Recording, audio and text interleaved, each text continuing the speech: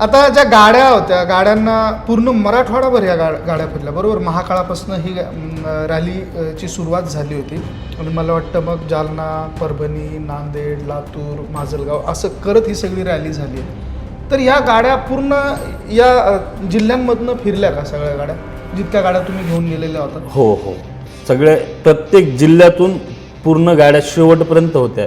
ज्यावेळेस कार्यक्रम संपला त्यावेळेस होत्या.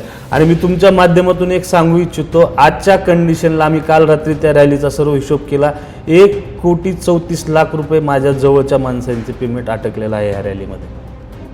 आणि नावानिशी सांगू शकतो मी, कोणी 10 लाख दिलेत, कोणी 5 लाख दिलेत. आणि त्यांना आपण सांगितलं की भविष्यात बघू आपण काय करायचं. म्हणजे तुम्ही हा खूप मोठा कर्जाचा डोंगर करून घेतला असं म्हणायला हरकत नाही. नाही, मी ते नाही मानणार.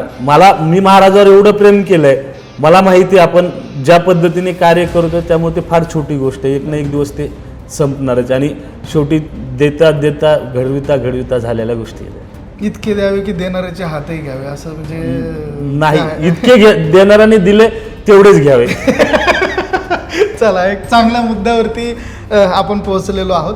आता सगळ्यात महत्त्वाचा मुद्दा म्हणजे